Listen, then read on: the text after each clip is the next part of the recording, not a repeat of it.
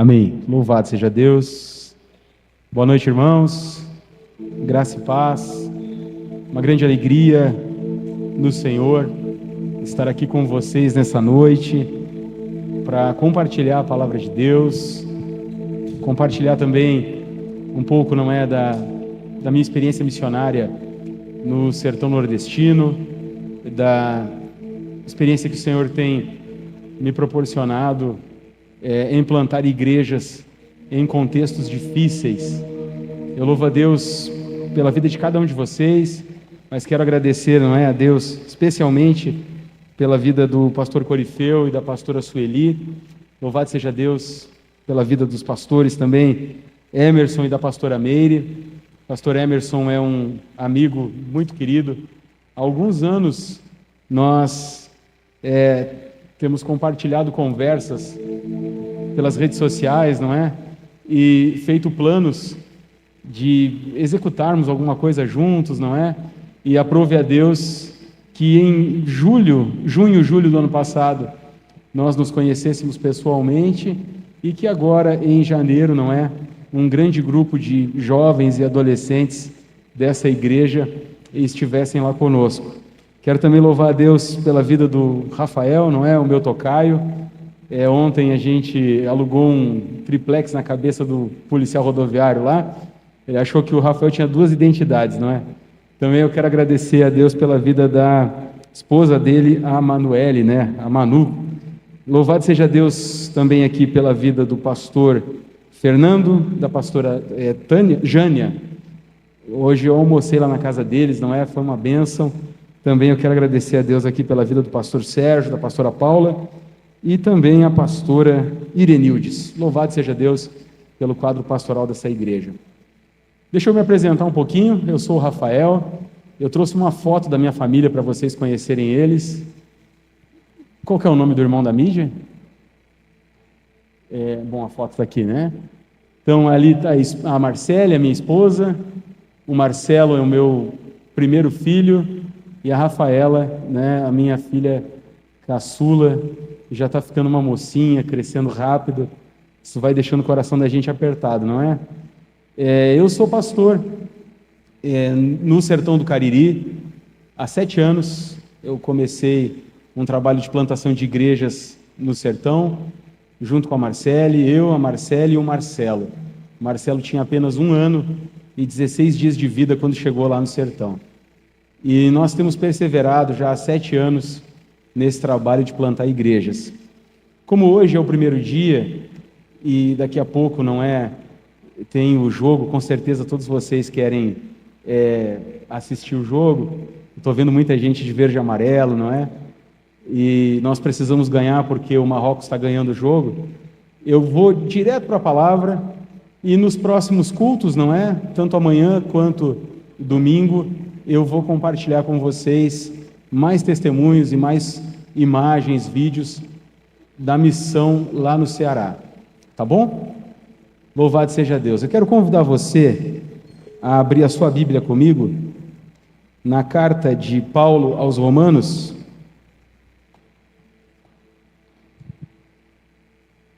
No capítulo 12, versículos 1 e 2. O pastor Emerson compartilhou comigo alguns textos. Eu vou precisar de uma água, viu? Alguns textos que vão nortear esse tempo que nós vamos ter juntos. E um destes textos é Romanos 12, versículos 1 e 2, que falam da renovação da nossa mente. A palavra de Deus fala assim aos nossos corações: rogo-vos, pois, irmãos, pelas misericórdias de Deus, que apresenteis o vosso corpo por sacrifício vivo, santo e agradável a Deus, que é o vosso culto racional. E não vos conformeis com este século, mas transformai-vos pela renovação da vossa mente, para que experimenteis qual seja a boa, agradável e perfeita vontade de Deus. Amém. Feche seus olhos, curva a sua cabeça e repita assim comigo: Senhor Deus, em o nome de Jesus, fale aos nossos corações, por graça e misericórdia, nesta noite, através da Tua palavra. Amém. Glória a Deus. A carta de Romanos foi escrita pelo apóstolo Paulo aproximadamente no ano 57 depois de Cristo. A carta de Romanos ela surge porque Paulo não pôde ir pessoalmente visitar a igreja em Roma. O Senhor o impediu de ir até Roma e por causa desse impedimento, Paulo então resolve adiantar aquilo que ele gostaria de falar para aquela igreja, e também ele trata de assuntos que são relativamente urgentes no meio daquela igreja, antecipadamente através de uma carta. O texto de Romanos, ele não deveria ser lido de maneira isolada, cortada, porque justamente ele é uma carta. E por ser uma carta, ele é uma mensagem com início, meio e fim. Tem uma mensagem cujo sentido só vai ser bem compreendido se for lida toda a mensagem. Paulo, ele vai dividir, não é, essa sua carta em 5 sessões. A primeira sessão, ele vai tratar da necessidade da salvação. E ele vai colocar todos os homens, sejam eles judeus, sejam eles gentis ou, digamos assim, descendentes de Abraão ou simplesmente homens comuns, seja ele romano, grego ou judeu, todos, absolutamente todos, são pecadores, foram destituídos da graça de Deus, e todos, sejam os judeus que conhecem a aliança, que conhecem parte da história da redenção, que tiveram Abraão, que tiveram os profetas, que tiveram Moisés, ou os gentis, todos eles têm conhecimento suficiente de Deus e da sua lei moral para serem indesculpáveis diante de Deus com relação aos seus pecados. Então Paulo começa a sua carta colocando todos os homens, sejam eles crentes em Deus ou descrentes, no mesmo nível, todos são pecadores e estão destituídos da glória de Deus. Os gentios rejeitaram a Deus porque rejeitaram a lei natural das coisas criadas que perfeitamente comunicam os atributos de Deus a nós. Já os judeus eles rejeitaram ou falharam em cumprir a lei de Moisés. Então todos estão sob o pecado.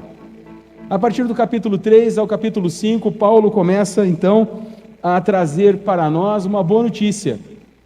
Se nós pecamos, se o salário do pecado é a morte, se todos estão condenados à destruição por causa do pecado, por outro lado, Deus manifesta a sua misericórdia, a sua graça por meio do seu Filho Jesus. Então, a justiça de Deus é revelada à humanidade.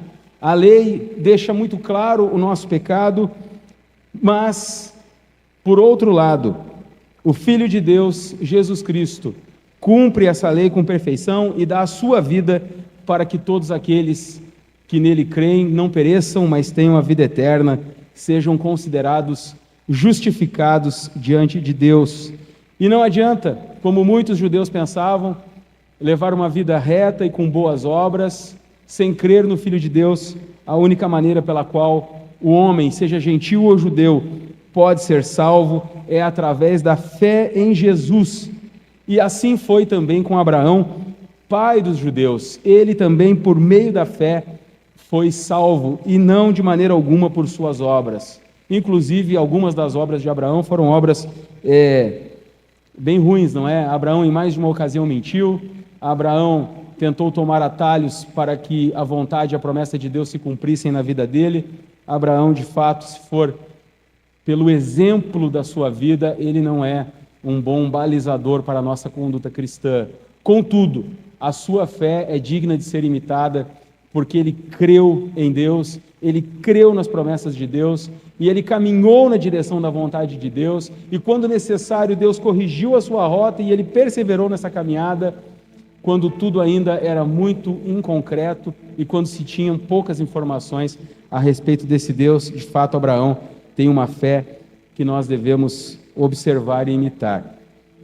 Terceiro ponto da epístola vai do capítulo 6 ao capítulo 8, e ele então vai tratar de um tema muito importante nessa carta, que é a santificação e também a vida no Espírito. Paulo vai tratar, entre outros assuntos, coisas importantes e centrais nesses capítulos, como, por exemplo, o fato do crente estar morto para o pecado e vivo para Deus. Ele também vai tratar do conflito que todos nós vivemos, um conflito interior entre a nossa carne e o nosso espírito. E ele vai concluir isso dizendo com toda certeza que não há condenação para os que estão em Cristo Jesus. Então, ao fim e ao cabo, se você, assim como eu, assim como Paulo, é tentado, passa por provações, por dificuldades, muitas vezes caminha no limite da fé, saiba que o refúgio para Paulo, o refúgio para mim, o refúgio para você, continua sendo a pessoa de Jesus Cristo. E nada, absolutamente nada, nem nessa vida, nem na morte, pode nos separar do amor de Deus que foi revelado em Jesus. E finalmente nós chegamos nos nossos capítulos de interesse, que é o capítulo 12, e a quinta e última sessão da epístola vai até o capítulo 16, que é a aplicação prática de tudo aquilo que ele discorre nos capítulos anteriores, do 1º ao 11º, e também diretrizes, direções claras, objetivas para a vida comunitária da igreja. Ele vai trazer instruções práticas para a vida cristã diária, comum, do cotidiano, também para o culto, submissão às autoridades, o amor fraternal, e também vai falar a respeito com relação às convicções das outras pessoas, como que nós devemos lidar com isso.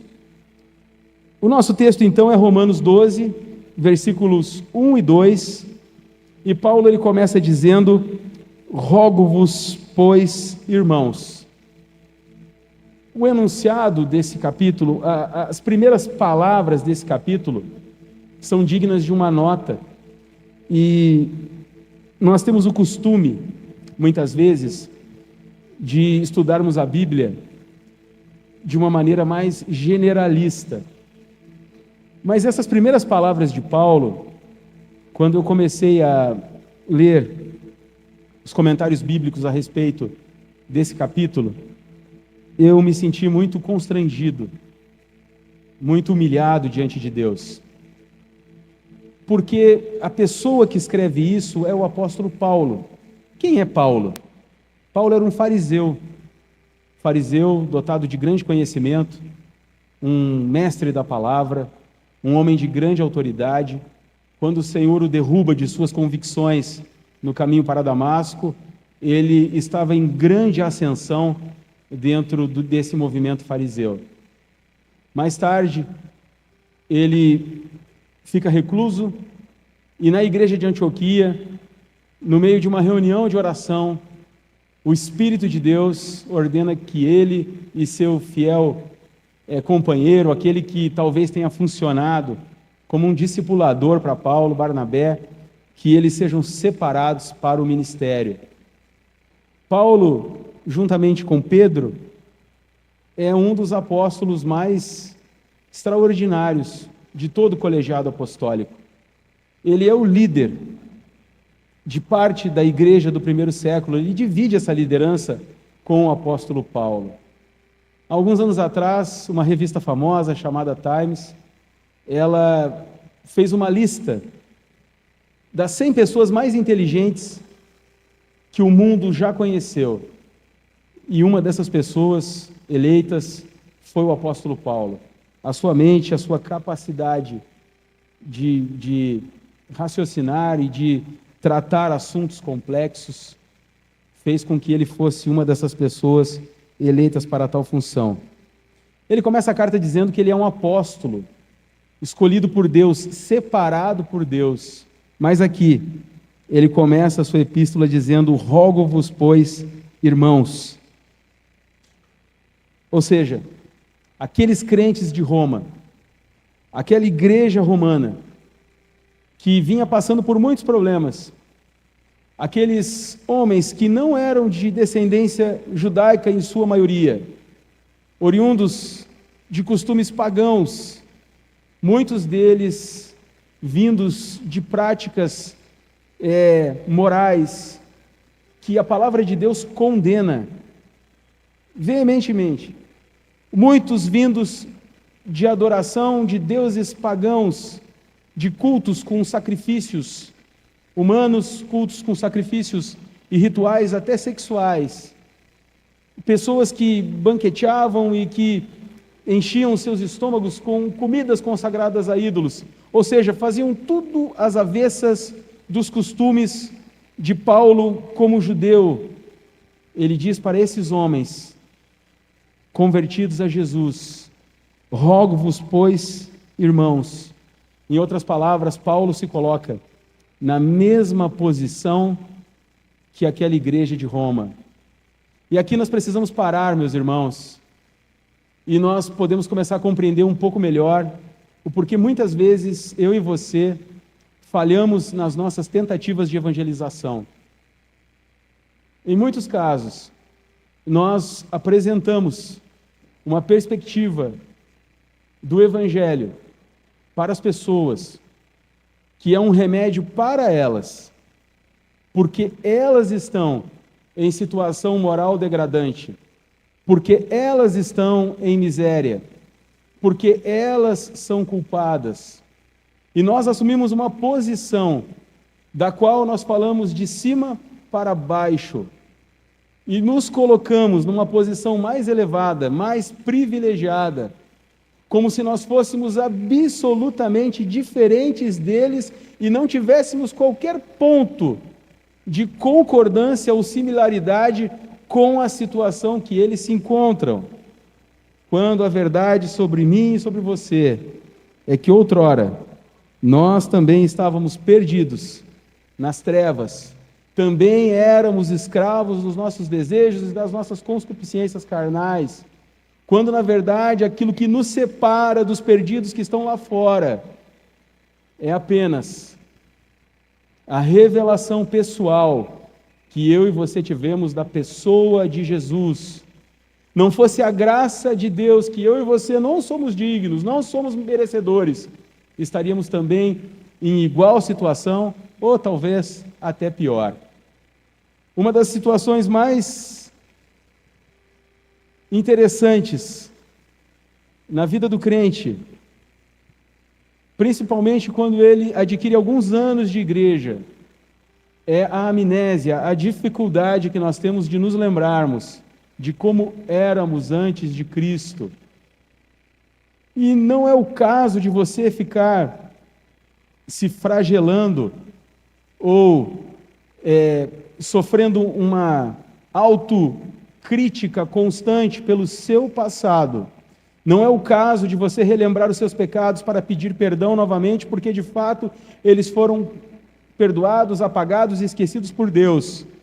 Mas é o fato de nós olharmos com empatia para a pessoa que está perdida e de reconhecermos nele alguém que eu e você fomos no passado, pecadores, destituídos da graça de Deus, da glória de Deus e que precisam de um encontro com Jesus. Então, o apóstolo, ele começa o capítulo 12 rogando, clamando. Esse termo, essa expressão, rogo, é como se o apóstolo estivesse dizendo para eles: olha, eu estou clamando a vocês, eu estou implorando a vocês, meus irmãos. É como se Paulo, do meio da congregação, do meio daqueles irmãos, da mesma maneira como o Senhor falou para Pedro, nos últimos capítulos ali do Evangelho de João: cuida dos teus irmãos, alguém saído do meio daqueles irmãos para cuidar deles. Paulo, nessa posição, roga a eles, clama a eles. Paulo trata, nos capítulos anteriores, dessa tensão entre a lei e a graça. E aqui, quando ele começa a aplicar tudo o que ele ensinou nos capítulos anteriores, ele começa já nessa saudação a fazer uma aplicação prática da diferença da lei para a diferença da graça. Enquanto Moisés apresenta mandamentos, ordenanças, enquanto Moisés dá ordem ao povo, dizendo: façam isso, façam aquilo, não façam isso, não façam aquilo.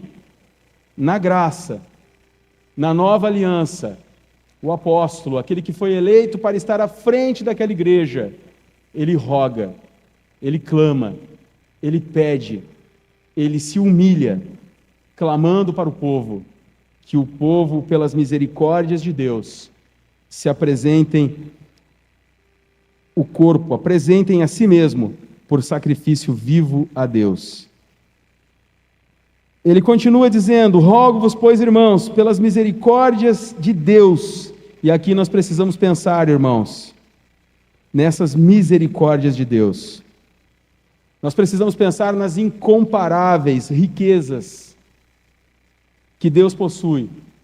E precisamos considerar que a misericórdia é uma das maiores riquezas de Deus. Toda a história da redenção, toda a história de Deus com o homem na Bíblia, toda a minha e a sua história com Deus está permeada de misericórdia. Deus, por sua misericórdia, mantém o mundo, mantém a minha e a sua vida pulsantes todas as manhãs. São essas misericórdias a razão de nós não sermos consumidos. Todos os dias, quando eu e você ligamos o rádio ou a televisão ou acessamos as redes sociais, quando nós lemos as notícias do dia e nós nos deparamos com os mais diversos absurdos da humanidade, com as mais terríveis atrocidades do dia a dia, com crimes absurdos, com corrupções terríveis, com situações terríveis de injustiça. Todos os dias, quando nós nos comparamos com coisas que nos deixam muitas vezes desesperançosos, eu paro e penso: se o meu coração pecador, corrupto, inclinado a desviar-se da vontade de Deus, sente toda essa repelência com relação à situação da humanidade, imagina Deus em seu trono, o Deus santo e justo, olhando para a terra, qual será o seu sentimento? Irmãos, nós vivemos um tempo tão terrível quanto os dias de Noé. Nós vivemos um tempo em que a paciência de Deus, muito provavelmente, está sendo testada no seu limite. Vivemos dias de violência, de intolerância, vivemos dias de morte, vivemos dias de maldade sem precedentes no mundo. E a razão pela qual eu e você estamos aqui nessa noite, a razão pela qual o Senhor tem nutrido uma igreja bíblica e saudável nesta cidade, são as suas misericórdias. Deus é misericordioso em seu âmago. Todas as obras de Deus refletem misericórdia. Mesmo quando o Senhor exerce seus juízos sobre a terra, Ele está exercendo seus juízos, que muitas vezes são juízos terríveis, que causam destruição, que realmente castigam a terra e a humanidade. Mesmo quando isso acontece, Deus está derramando também a sua mais profunda misericórdia sobre os homens. Vejam, por exemplo, o caso de Noé e do dilúvio. Quando Deus destrói a humanidade e preserva apenas alguns homens, Ele o faz por misericórdia. Porque o Senhor, refreando aqueles seres humanos daquele tempo, os destruindo, destruiu também toda a engenhosidade da sua maldade, dando tempo para que a humanidade se reorganizasse e assim construindo um caminho, pavimentando o caminho para a vinda do seu Filho.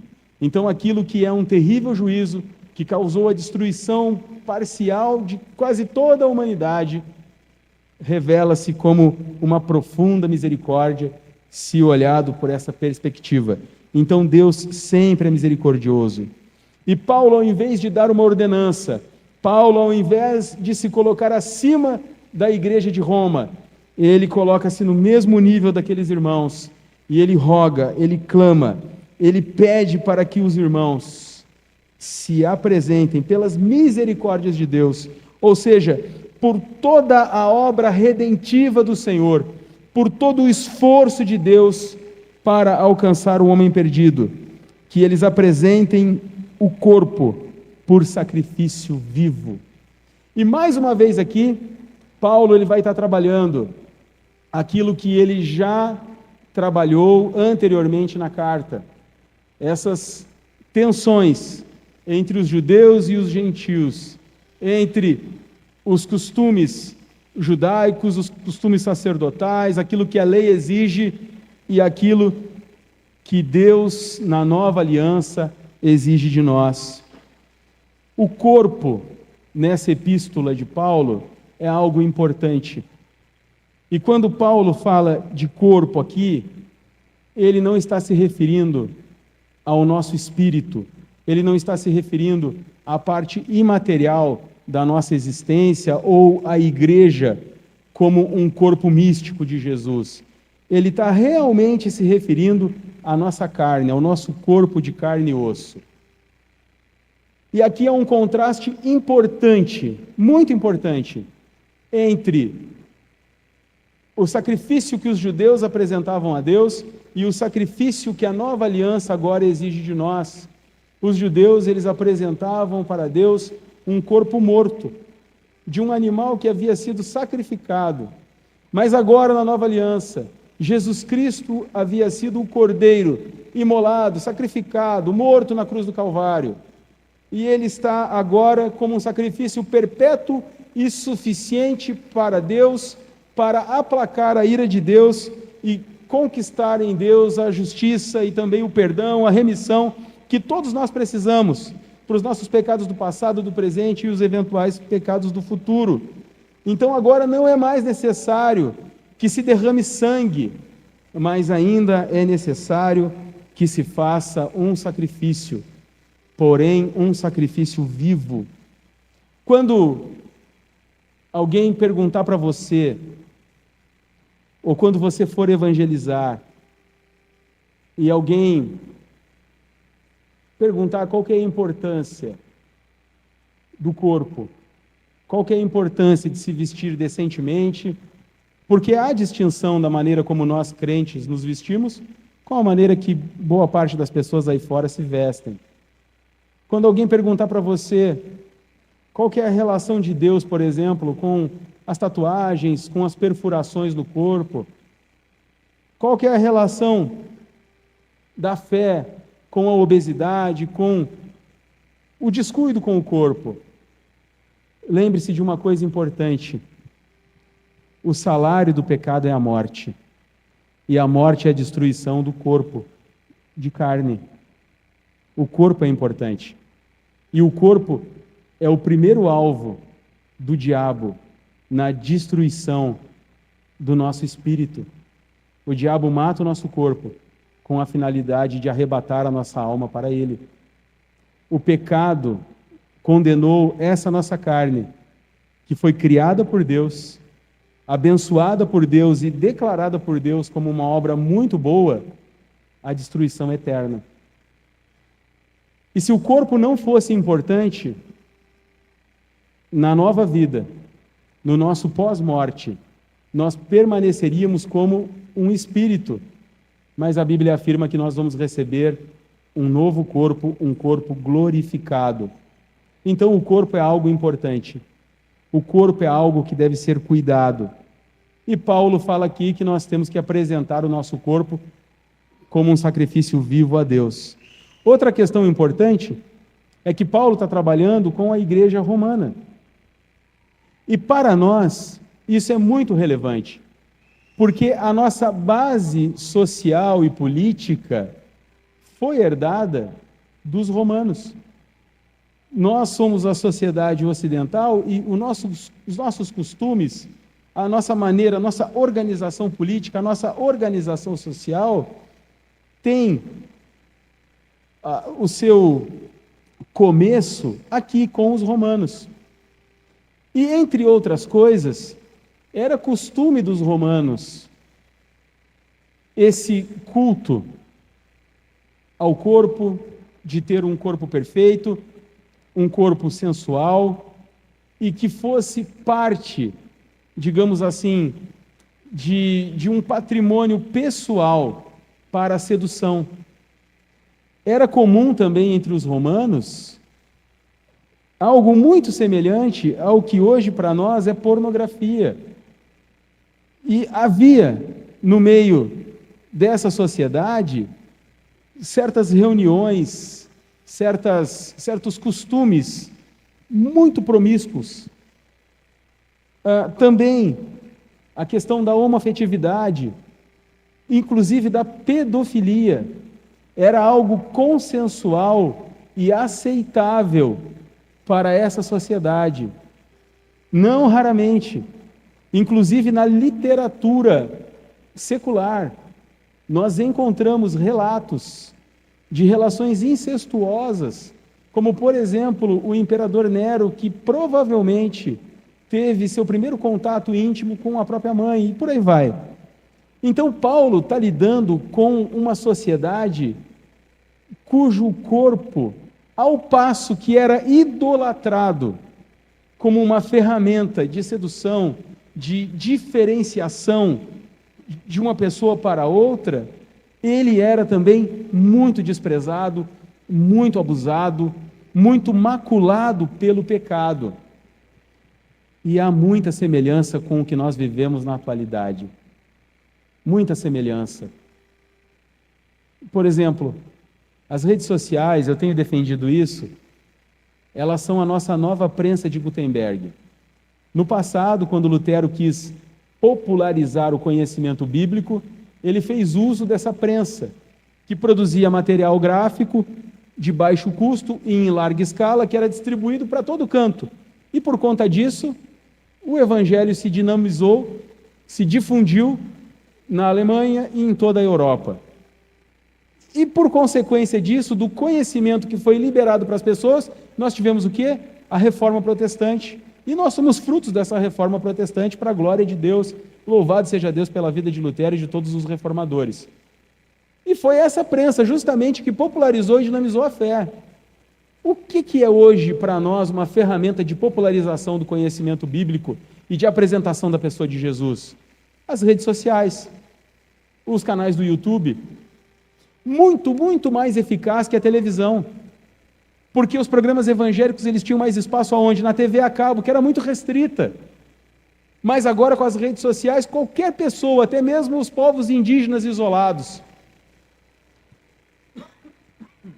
com essas antenas Starlink, tem acesso a conteúdo pela internet. Mas o mesmo celular, a mesma rede social, que eu vejo e escuto muitas mensagens, vez por outra sugere para mim uma imagem com alguém com pouca roupa, um vídeo sensual, às vezes uma piadinha, uma coisinha com um pouco mais picante. Isso acontece na sua rede social também? O coeficiente vai lá e ele lança, como quem lança um dardo. Então nós vivemos hoje algo muito semelhante ao que se viveu naquela sociedade romana nos tempos de Paulo.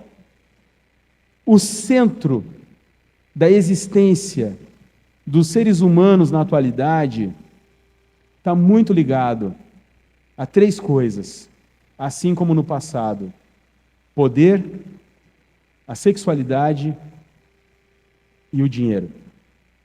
Então, as relações do povo, o relacionamento das pessoas naquele tempo com o próprio corpo, é muito semelhante com o nosso relacionamento hoje. E, inclusive, muitas vezes, dentro da própria igreja, nós encontramos alguma sensualidade, alguma situação difícil, constrangedora até mesmo de ser lidada e de ser tratada. E Paulo aqui, ele está rogando àquela igreja, pelas misericórdias de Deus, que apresentem o corpo por sacrifício vivo. Quando eu e você dominamos o próprio corpo é porque o nosso coração já está totalmente convertido. O domínio do corpo, o domínio da nossa carne, é fruto do domínio do nosso próprio coração. As situações difíceis da nossa vida, as contendas, as brigas, as iras, os adultérios, segundo São Tiago, em sua epístola, são oriundos do nosso próprio coração, das coisas que eu e você regamos no nosso íntimo e conservamos dentro do nosso espírito, da nossa alma, que acabam se manifestando na vida exterior. Então, preste muita atenção naquilo que a sua carne deseja, naquilo que os seus olhos cobiçam, na maneira como você usa a sua expressão para glorificar a Deus, seja no culto ou na sua vida íntima ou nas suas relações de trabalho, de colégio. Preste muita atenção, porque os sinais dos distúrbios do meu e do seu coração, eles se manifestam na nossa carne e nos nossos costumes, nas palavras que saem da nossa boca quando nós nos assustamos, por exemplo. Será que você, quando se assusta, é uma pessoa que logo fala um palavrão? Será que você, quando fica bravo, quando fica irado, sai xingando, chutando tudo? E isso é o resultado de um coração que talvez não esteja bem convertido, que ainda não foi dominado por uma nova consciência. Então, Paulo, ele dá na sua teologia um valor muito grande à santificação, não apenas do espírito, mas também da nossa carne. E qual é o tipo de sacrifício que a gente deve apresentar a Deus? Primeiro, é um sacrifício vivo. Deus não quer receber de mim e de você coisas mortas. No passado, os rituais sacerdotais antigos talvez tenham passado para nós a impressão que nós podemos barganhar com Deus, que nós podemos fazer trocas com Deus. Na nova aliança, Deus não pode ser comprado ou convencido por nada além de uma atitude espontânea de fé e quebrantamento do nosso próprio coração. O sacrifício também precisa ser santo.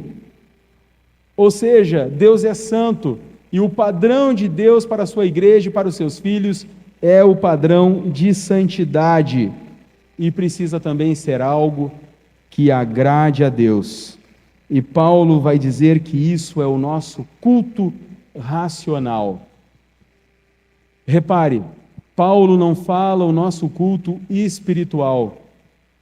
Paulo agora aqui reclama, ou no seu clamor à igreja de Roma, ele pede que eles sejam racionais. E pouco nós falamos de racionalidade no meio evangélico. Sim ou não? Pouco nós falamos sobre inteligência. Pouco nós falamos sobre racionalidade. Muito pouco. E por racional, nós podemos entender que Paulo clama a eles pela razão, por uma boa cognição, por uma boa compreensão. E não é algo novo. Não é algo que já não foi dito na palavra de Deus anteriormente. Quando o Senhor Jesus ele tem aquele encontro com a mulher samaritana, ele fala para ela que os verdadeiros adoradores adorarão o Pai em espírito e também em verdade. Não é algo novo. Não é algo novo. Se nós observarmos os salmos, que são preces, que são orações e canções de louvor a Deus, que é um livro de poesia bíblica, nós vamos ver que o salmista, em muitas situações os salmistas, observando a natureza e as coisas criadas, tece o louvor a Deus com base nas coisas que ele observa e nas coisas que ele raciocina com base nessas observações. Mas, missionário Rafael, na prática, o que o Senhor está falando aos nossos corações.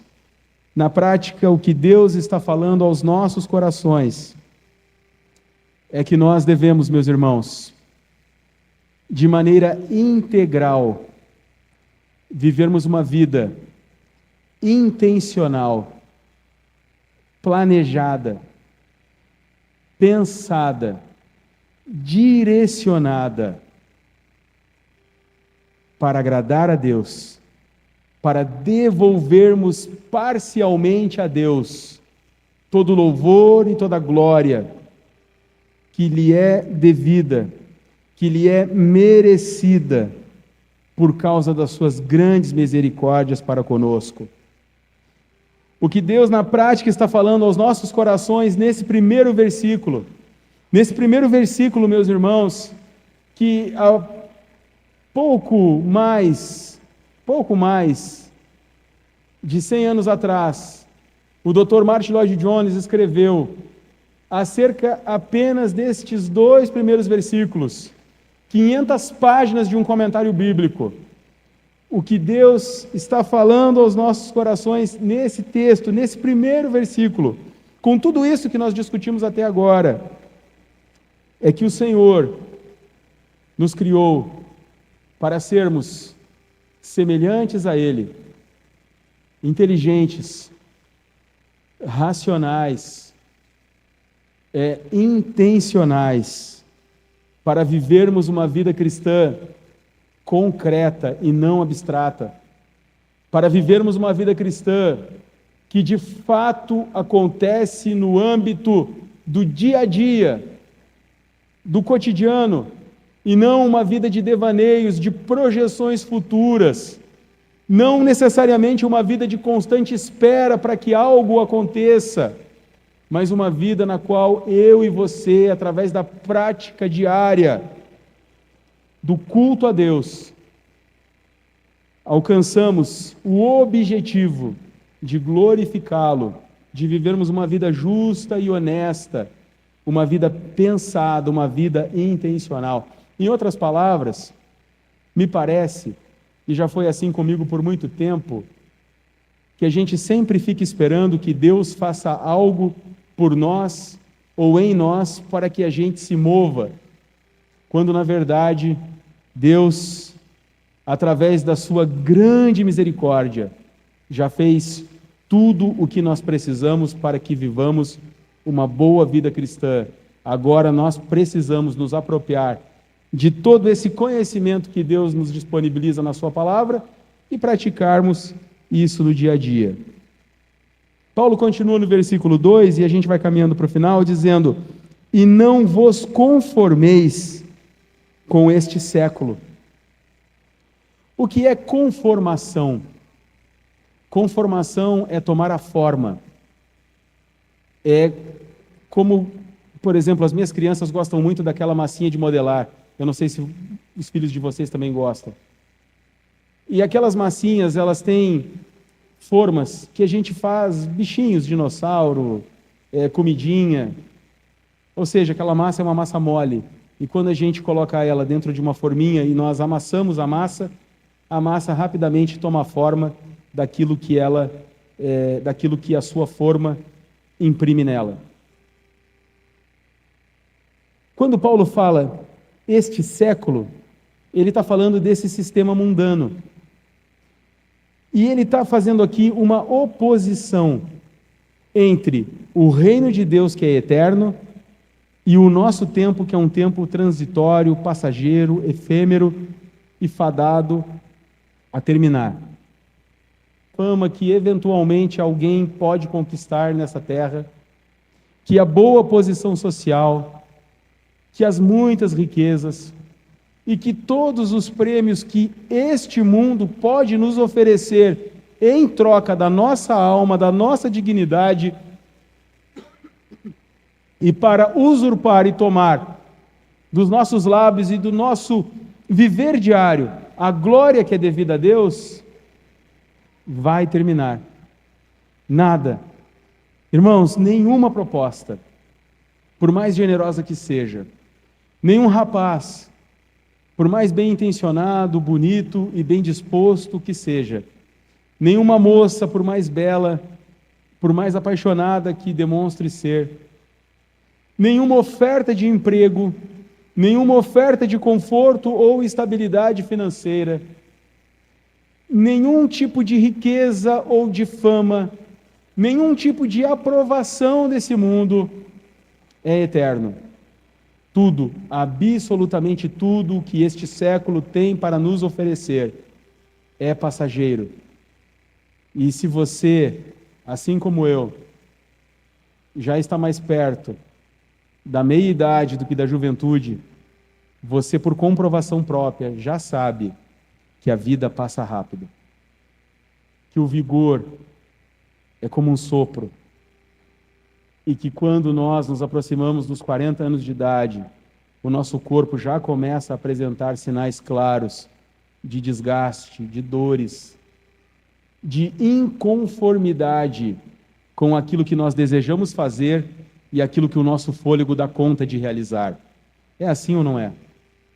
Então, as propostas do mundo, os prazeres que o mundo tem para mim e para você, eles não compensam.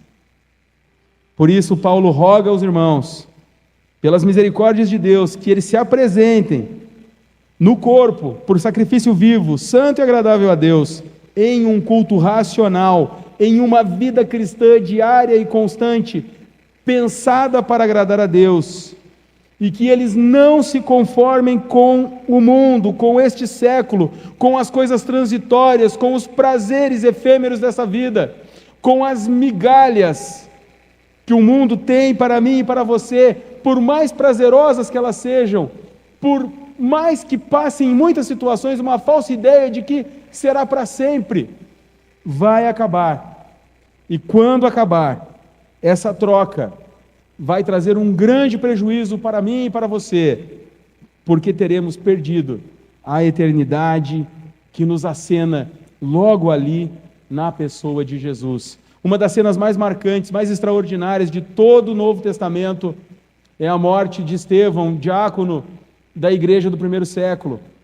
Quando Estevão está prestes a morrer e começa a receber os primeiros golpes, as primeiras pedradas, porque sua morte foi por lapidação, ele olha para o céu e ele vê os céus abertos e o Senhor no seu trono.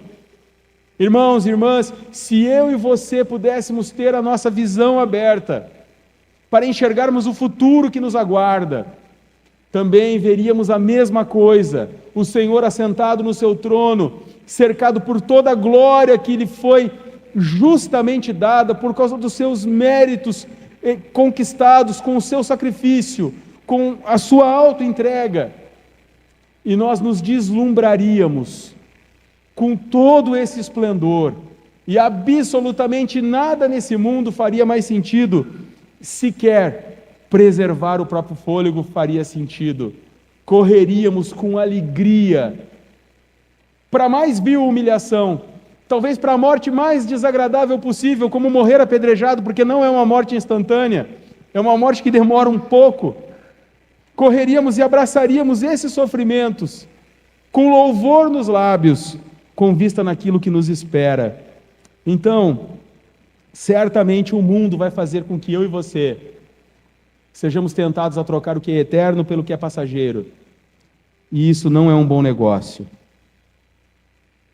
E ele diz: transformai-vos pela renovação da vossa mente. Aqui agora, todo o clamor por um culto racional do primeiro versículo volta a estar em enfoque de novo, porque Paulo ele vai pedir que a gente renove a mente, e mais uma vez, nós estamos falando aqui de um exercício que não é involuntário. A nossa mente, ela não adquire conhecimento de maneira involuntária. É preciso que eu e você façamos esforço agora. Esforço para alimentar a nossa mente com coisas que são nutritivas. Principalmente a palavra de Deus, o louvor a Deus. Mas há outras coisas que não estão na Bíblia que também são nutritivos. Boa música, boa poesia, a ciência, boa filosofia, bons assuntos, boas conversas com amigos, bons filmes, bons livros. E o que é ruim para a nossa mente? Pornografia, músicas depravadas, filmes violentos ou com violência gratuita, todo tipo de conversa torpe, piadas, esses shows de humor, acidez, ironias, todas essas coisas são alimentos não nutritivos para a nossa mente. E qual a razão para que a gente cuide do corpo, para que a gente cuide da mente, para que a gente tenha uma vida de louvor a Deus intencional, uma vida pensada para glorificar a Deus? É para experimentarmos qual seja a boa, agradável e perfeita vontade de Deus. E aqui a gente precisa fazer uma distinção, porque uma das dúvidas mais comuns desse texto é a gente entender o que é a vontade de Deus. E eu e você, em algum momento da nossa vida, nós nos deparamos com essa situação. Qual é a vontade de Deus? Parece fácil, mas não é. Por exemplo, você está apaixonado, quer casar, você encontrou uma boa moça, um bom rapaz e você quer casar, mas você fica em dúvida, qual é a vontade de Deus? Você sente que tem um chamado missionário, você quer plantar igreja, você quer fazer missões, mas você tem um emprego, você tem uma situação de estabilidade, e aí você para e pensa, qual é a vontade de Deus? A vontade de Deus, irmãos, todos os dias, é um desafio para nós. É um grande desafio. Qual é a vontade de Deus para mim? Qual é a vontade de Deus para a minha vida? Qual é a vontade de Deus para os meus filhos? E a vontade de Deus específica, para muitas situações do dia a dia, não está revelado na Bíblia. Deus não diz com clareza todas as decisões que eu e você temos que tomar. E qualquer pessoa, mesmo uma pessoa de 2, 3 anos de vida, já toma decisões. E algumas decisões que nós tomamos são capitais. Agora mesmo teve aquela moça, ela foi pular de bungee jump, e ela decidiu fazer aquilo. Infelizmente, na agência de turismo errada, com as pessoas erradas, eles lançaram ela de cima da ponte e ela não estava presa à corda. Foi uma decisão tão boba, né? Custou a vida dela. Todos os dias nós tomamos decisões, e algumas dessas decisões podem custar a nossa vida. E a Bíblia, ela fala da vontade de propósito de Deus, que é a sua vontade decretiva, ou seja, aquilo que é plano eterno e imutável de Deus para o universo. Deus decidiu que enviaria o seu Filho, que ele morreria na cruz para salvar pecadores. Essa é uma vontade decretiva de Deus. Nada, absolutamente nada que nós fizéssemos poderia impedir Deus de fazer isso. Mas também tem a vontade de mandamento de Deus, ou a sua vontade preceptiva, que é a revelação moral e dos desejos de Deus para a conduta humana. Refere-se àquilo que Ele ordena que façamos, mas que nem sempre é obedecida pelos homens, como por exemplo os 10 mandamentos, entre eles não matarás, e o seu próprio Filho foi morto por nós. Vocês conseguem compreender a diferença da vontade decretiva e da vontade do mandamento de Deus? E todos os dias, talvez em pequenas situações, nós somos desafiados a obedecer ou a quebrar o mandamento de Deus e a sua vontade. E Paulo está dizendo aqui que se nós nos apresentarmos diariamente a Deus, vivos como um sacrifício de louvor ao Senhor, santo e agradável, se nós formos intencionais, se nós pensarmos a nossa vida para glorificar a Deus, se nós nos esforçarmos para ter uma mente bem nutrida por coisas santas, por coisas boas, por coisas que são aprovadas por Deus, por coisas que são belas, por coisas que agregam valor à nossa existência, nós vamos experimentar qual seja a boa, agradável e perfeita vontade de Deus. E a vontade de Deus para mim e para você está revelada na sua palavra e nos seus mandamentos. Deus dificilmente vai dizer para você, o rapaz ou a moça que você tem que casar. Por exemplo, João case com a Maria. Dificilmente isso vai acontecer. Poucas pessoas vão viver a experiência que Adão viveu, de Deus colocar na sua mão a esposa perfeita para ele. Poucas pessoas vão ouvir a voz de Deus para dizer, compre esse carro ou não compre esse carro. Poucas pessoas vão ouvir a voz de Deus para dizer, mude de casa ou mude de cidade, ou permaneça nessa cidade, ou troque de emprego, fique no emprego que você está. Poucas pessoas vão ouvir essas direções claras de Deus, mas todas as pessoas têm acesso à boa, perfeita e agradável vontade de Deus revelada na sua palavra. E os mandamentos do Senhor, os princípios norteadores da palavra de Deus, nos tornam sábios para decisões sábias que glorificam a Deus no dia a dia. E qual a importância disso tudo que eu falei?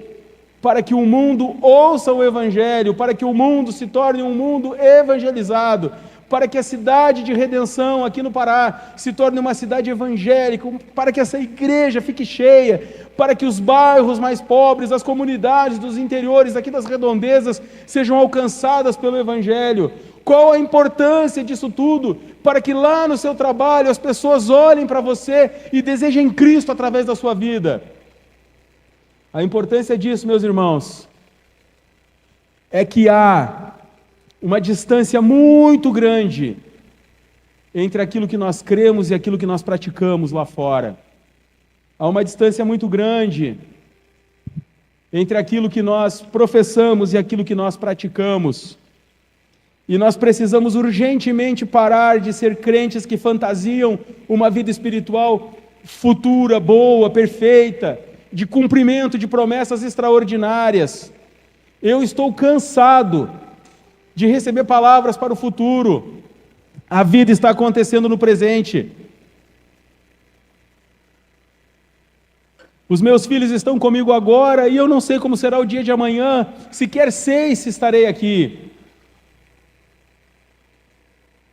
Mas eu tenho certeza que agora, nesse momento, pequenas decisões que eu tomo, de onde eu vou colocar os meus olhos, do que eu vou desejar, da quantidade de alimentos que eu vou ingerir, decisões que eu tomo de usar ou de não usar drogas ou álcool, as decisões que eu tomo de não levar para frente uma conversa ou uma piada sensual que uma colega ou um colega de trabalho trouxe para mim, a decisão que eu tomo de não compartilhar pornografia com os meus amigos nas redes sociais, a decisão que eu tomo de no dia do futebol, em que todo mundo está sendo desonesto, fazendo entrada dura, né? De dizer, eu não faço isso, o meu limite é esse, eu vou ser justo mesmo aqui. Todas essas coisas glorificam a Deus e evidenciam para o mundo que eu e você temos algo de diferente. E eu e você vamos ganhar os perdidos. Primeiro, pela humildade de reconhecermos que temos pontos em comum com eles. Nós já fomos o que eles são agora. E não nos tornamos melhores por nossos méritos próprios, mas por uma graça que nós não merecemos e que está disponível também para eles. Segundo, nós vamos ganhá-los porque somos diferentes, porque a nossa conduta não é a mesma. Nós não precisamos fazer tolices para ganhar os tolos. Tudo que nós precisamos é nos mantermos fiéis e coerentes à palavra de Deus e aos mandamentos do Senhor. Não de maneira mística, não de maneira como alguém que espera um evento sobrenatural todos os dias, mas de maneira intencional, trabalhando duro, observando os mandamentos do Senhor, regrando a própria vida, desenvolvendo uma rotina santa. Nós vamos pouco a pouco domando o nosso próprio coração. Esses reflexos aparecem na nossa carne e o mundo sentirá o cheiro do bom perfume de Cristo em nós. Talvez não vai ser necessário nem você falar. As pessoas vão querer saber qual é o seu segredo.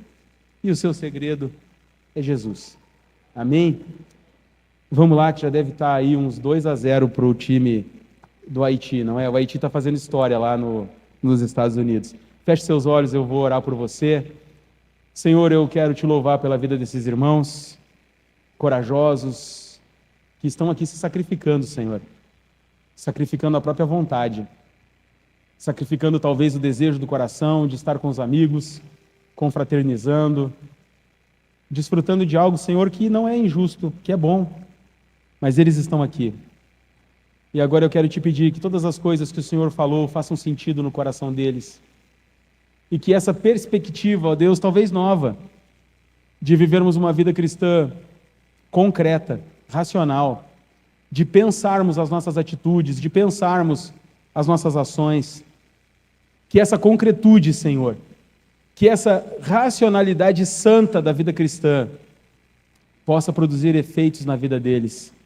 E que já hoje mesmo eles possam, Senhor, começar a ser intencionais com a família, com os amigos, quem sabe agora no jogo mesmo.